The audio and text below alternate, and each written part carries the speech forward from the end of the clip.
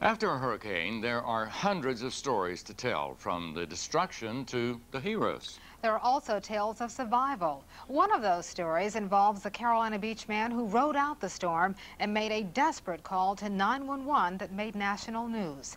Brian Moore talked with Daniel Gulker about his ordeal. When a hurricane begins heading toward the coastline, one of the first things residents living there do is discuss the possibility of evacuating or staying put. Well, Daniel Gulker is one who decided he would ride out Hurricane Fran. It's a decision he says he now regrets. Gulker lives at the north end of Carolina Beach, one of the hardest hit areas, and as this telephone call shows, he thought he would never see the light of day again. Hello? Yes, sir. This is the 911 center at the Sheriff's Department. Hi, yeah, I want to give a message for my next of kin. Okay. I'm on Carolina Beach at the north end. How is it there, sir? I don't think we're going to make it. It's just about, it's up to our porch now, everything's gone. The building's going to fall apart. So tell me why you decided to make that 911 call. Why did you try to call your family yourself? All I know is that they said if the police, I didn't know what else to do. I thought we were going to die at the time. And what I was watching was cars and dumpsters, and the building was shaking, and we were hiding in the bathroom and all huddling up, and I didn't think we were going to make it. So I called 911 to give my next of kin, because I really thought we weren't going to make it. Was there something in the back of your mind that said maybe, you know, the police or an ambulance or somebody might come over and help us? Deep in my mind, I knew that nobody could help us. I mean, there was nothing to see except ocean, and there was nothing left here. And I knew that, well, at that time I thought I was going to die. Me, my ex-girlfriend, and my dog were going to die. Tell me exactly what it was like. I mean, when you looked out your window onto the ocean front, I mean, what did you see? All I saw was water, and it looked like the Mississippi River running through, and there were cars and debris and air conditioners, and we were in the bathroom, and you felt the water pushing up underneath the bathroom floor, and things were hitting it, all kinds of debris, and we thought we were going to die. I mean, my ex-girlfriend was crying, and I was praying, because I don't want to die that way, and that's how scared I was, because it's a horrible way to go. So tell me how your life is different today than it was September 4th, the day before Fran hit. I look at my life a lot differently. I consider myself lucky. I'm glad I didn't die in this, and every day is a brand new day, and I like seeing the sunrise. And it's just good to be alive. Gulker just got his electricity back this past Thursday, but he says living without power for a few days is nothing compared to what he went through spending a few hours with Hurricane Fran.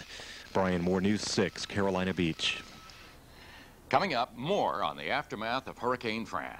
And how did Brunswick County weather the storm? We'll have that when Fran's fury, a look back, continues. Down here on the ground floor, you get a different view. You get pelted by rain is what happens to you down here. One of the big concerns, wires up here. People are still trying to repair what Hurricane Bertha did. She was a weak number 2.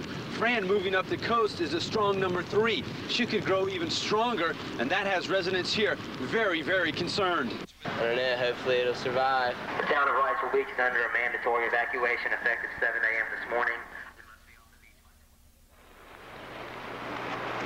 The fear and concern tonight along the North Carolina-South Carolina border. Is this another Hurricane Hugo?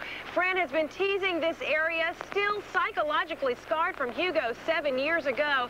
Here in Wilmington, North Carolina, wind gusts are 90 miles per hour in some parts, and streets are deserted virtually everywhere. In fact, as far south as Georgetown, South Carolina, and as far north as Brunswick, North Carolina, popular resort towns earlier today looked more like ghost towns. Almost everyone was gone. The governor ordered beaches and low-lying areas evacuated.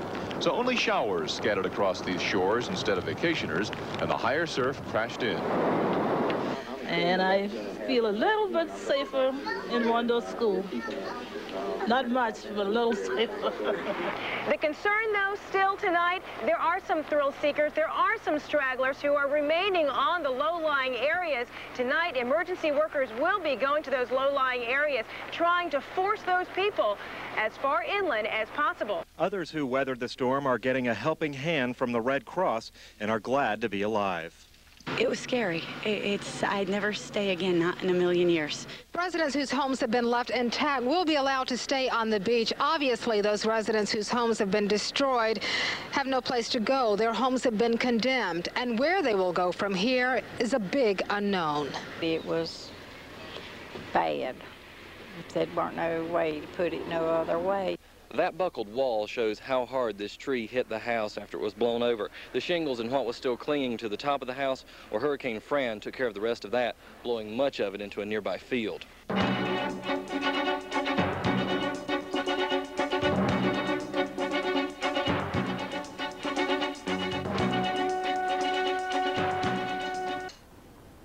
While New Hanover, Pender, and Onslow County beach communities suffered extensive damage, Brunswick County coastal towns got off relatively easy.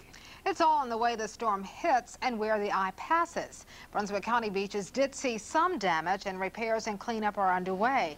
But being on the south side of the storm protected them from the type of damage seen just a few miles up the coast. Many of the beach towns in Brunswick County were reopened just a couple of days after Fran passed. September 6th, the day after the storm, was when people awoke to disaster. Amanda Whitfield takes a look at how lives have changed.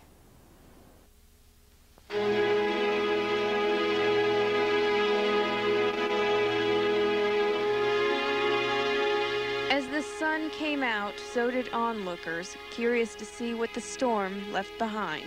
The tidal surge came quite a bit over and pushed them all to the side, literally. I'm standing in the middle of what seems like mass destruction. These ramps used to be on top of those pilings back there, but Hurricane Fran knocked them off and pushed them right up here on shore, crashing into what was once a safe place for storage. We didn't know what else to do.